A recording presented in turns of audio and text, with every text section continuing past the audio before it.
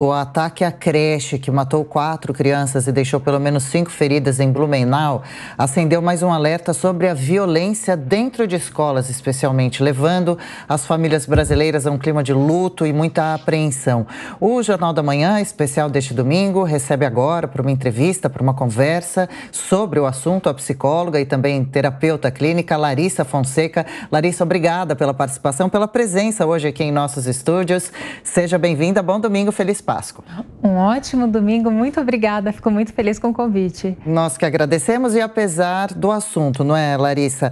A princípio, então, como conversar com crianças, adolescentes e jovens que seguem indo para as escolas sobre os ataques que aconteceram? É melhor falar sobre todos os detalhes, sobre prevenção, sobre como se comportar em caso de um ataque? Qual a orientação?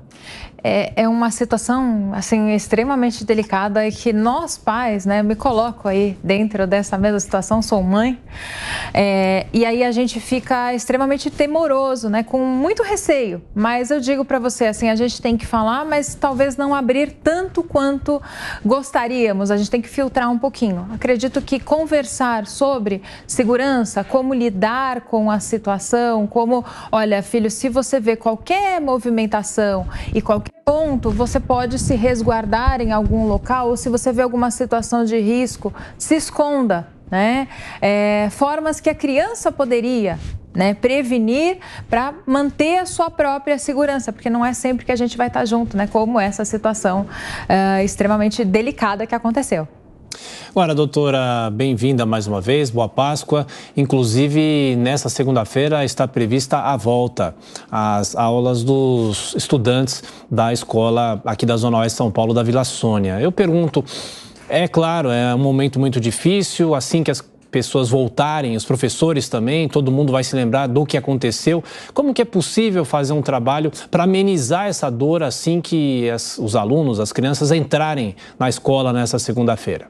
Olha, Thiago, tem um trabalho que a gente acaba fazendo que é em situações de crise, porque esse não vai deixar de ser um evento traumático para todas as pessoas que vivenciaram ali, né? E a gente precisa fazer um trabalho de ressignificar o ambiente em que as pessoas estão, né? Então, precisa ter algumas atitudes, tanto de segurança, algumas medidas de segurança visíveis, né, que possam ser tomadas para as pessoas que frequentam esses ambientes se sentirem seguras. Um trabalho de autoestima e segurança também, né, em relação aos próprios indivíduos. Isso é um trabalho individual com cada um, né? E maneiras também, né, de prevenir situações futuras, para os pais se sentirem novamente seguros. Acredito que isso também abre margem para qualquer outro tipo de situação semelhante. Psicóloga e terapeuta clínica Larissa Fonseca, também conosco por aqui. Roberto Mota. Mota, sua pergunta. Bom dia, doutora. Os nossos filhos andam por vários lugares durante a sua vida que são perigosos, né?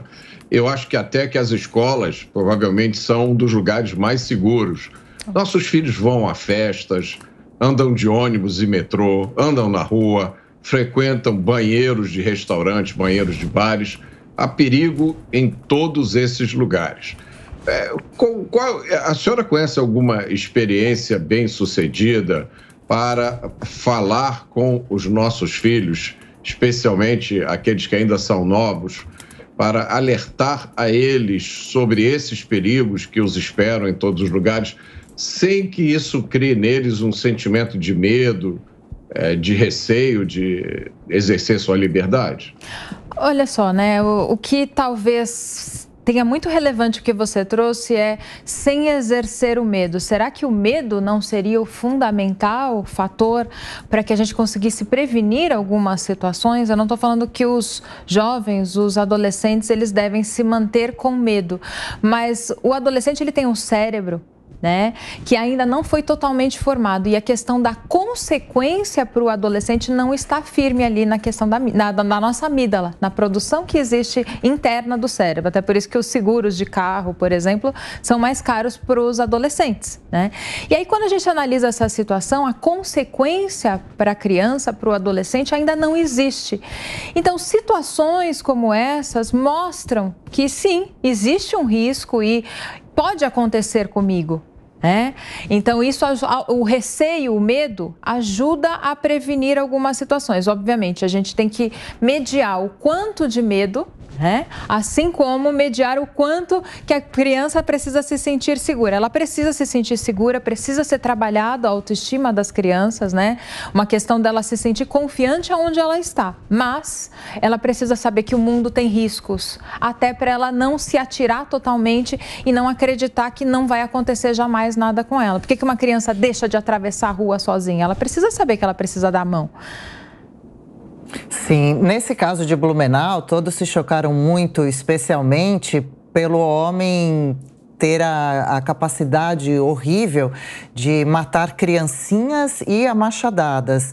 Sobre causas no agressor, o que pode levar uma pessoa a chegar a um ponto de cometer um crime bárbaro, tão bárbaro como esse, como que a gente viu no sul do país? É uma doença física, de nascença em alguns casos, mental pré-existente, ou um quadro que pode se desenvolver devido à vida? Então a gente ouve muito nessas horas falar sobre o bullying, que levaria alguns adolescentes a sérios problemas psicológicos, mais estrutura familiar também. Chama a atenção esses fatores se repetirem em casos assim?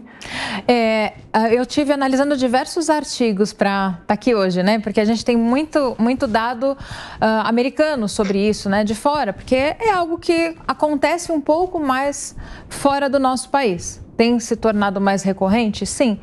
A gente tem alguns traços, que talvez... você mencionou o bullying. Por que o bullying? Ou situações traumáticas, situações de assédio, que jovens, adolescentes, crianças passem. E é uma forma delas elaborarem situações extremamente traumáticas de uma forma infeliz, É o próprio organismo falando, eu preciso ser muito forte, porque eu me sinto muito fraco. Até teve alguns locais que mencionaram jogos, filmes que incitam a agressividade. E eu diria para você que tem um ponto que é muito importante, que o que está acontecendo na nossa sociedade, que talvez aumente um pouco isso, é o discurso de ódio, e os pequenos grupos que incitam. Eu cheguei até a pesquisar um ponto que falou que esse rapaz fez uma aposta com alguns grupos, falando quem mataria mais. Então percebe que muitas vezes o que está por trás num perfil psicológico de um agressor dessa maneira é apenas a tentativa de ter uma fama e ser muito forte.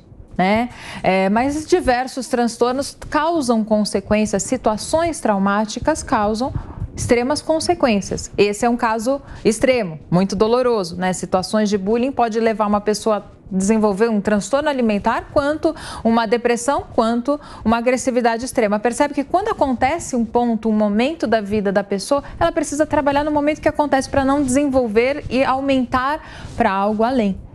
Doutora Larissa, acho que uma discussão importante também, nos últimos dias, os próprios veículos de comunicação passaram a discutir como fazer uma cobertura como essa, se era necessário divulgar o nome do agressor ou não, até mesmo o nome das crianças, mostrar imagens de quando a pessoa pulou o muro, enfim, atacou as crianças.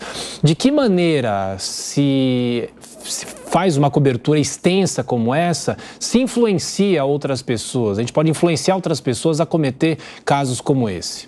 É exatamente esse o ponto, A mídia, ela precisa mostrar para alertar e para informar, mas ela não pode mostrar para trazer o tempo de fama que essa pessoa está buscando, Porque muitas vezes, assim, ela está buscando a tal ponto esta fama que ela mesma se mata depois. Isso acontece de uma forma recorrente. Por que normalmente se entrega em seguida, A pessoa acaba se entregando ou ela acaba, cometendo uma atrocidade muito, inclusive, maior. Então, a mídia...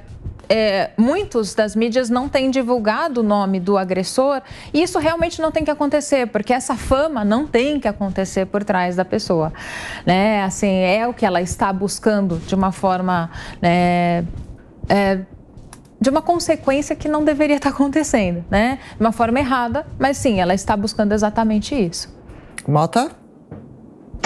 Doutora, a gente que mexe com segurança pública tem uma visão um pouco dura da realidade, Nós sabemos que as nossas ruas estão cheias de pessoas que ou são desequilibradas ou são criminosos que saem todo dia de casa para agredir,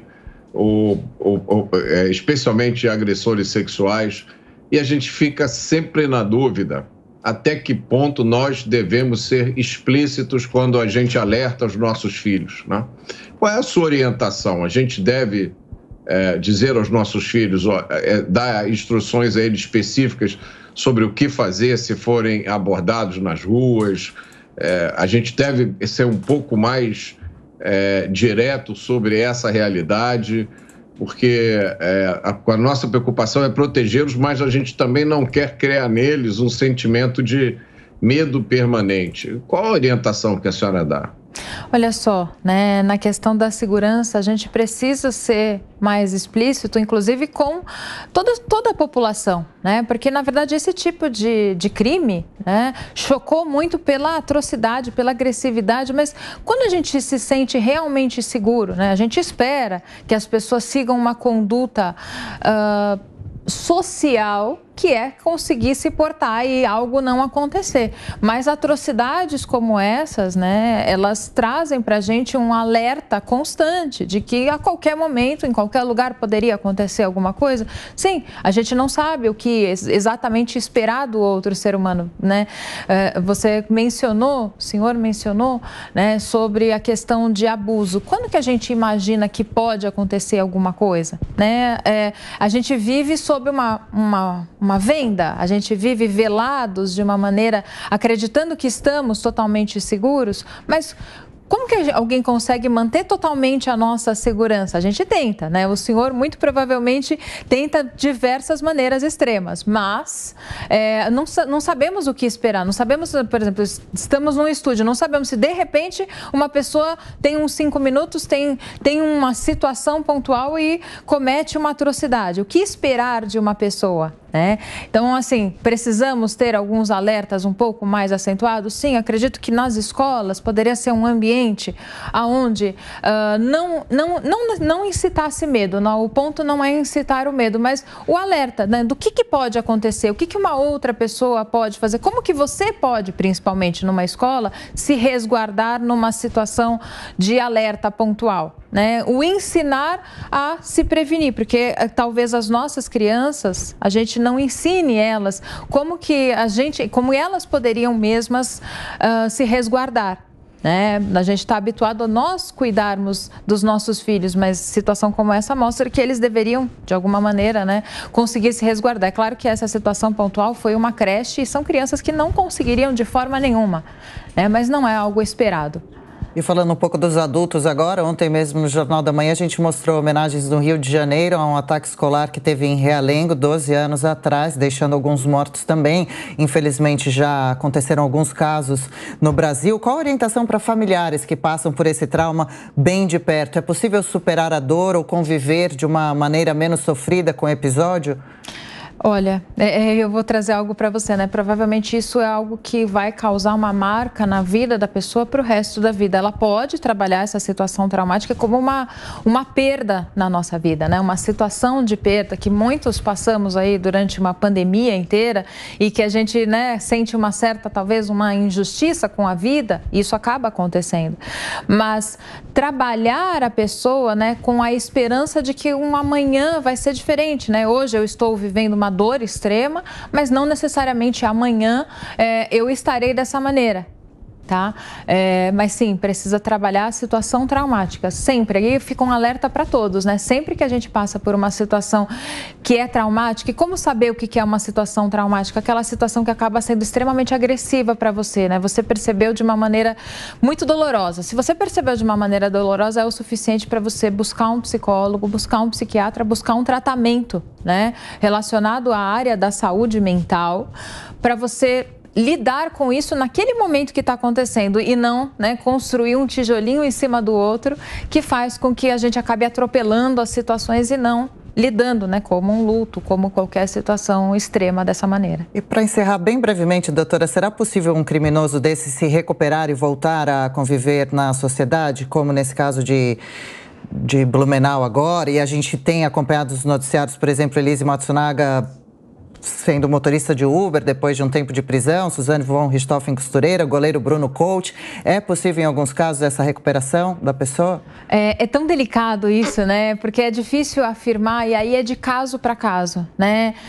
A gente vê uma evolução do ser humano e talvez eles analisem, né, o que levou a pessoa e como que ela está mantendo uma conduta equilibrada, né? É isso que eles analisam, mas é claro que, assim, essa pessoa, ela passou de um limite, ela passou de uma linha, né? E aí, o que faz com que a pessoa não cometa novamente? Esse caso específico, a gente tem um histórico, né? Tem um histórico de agressividade. Então, esse nível de agressividade deste ser humano, ele já passou um pouco do que muitas das pessoas conseguiriam fazer, né? O fato de você conseguir assassinar, ter a frieza, né, de machucar uma outra pessoa, é muito delicado analisar, assim, o quanto que a pessoa conseguiu se regenerar, né? Perfeito. Conversamos nessa edição do Jornal da Manhã com a terapeuta clínica, a doutora Larissa Fonseca. Mais uma vez, muito obrigado por estar aqui conosco nos estúdios nesse domingo de Páscoa e até a próxima. Bom trabalho, boa semana. Eu que agradeço.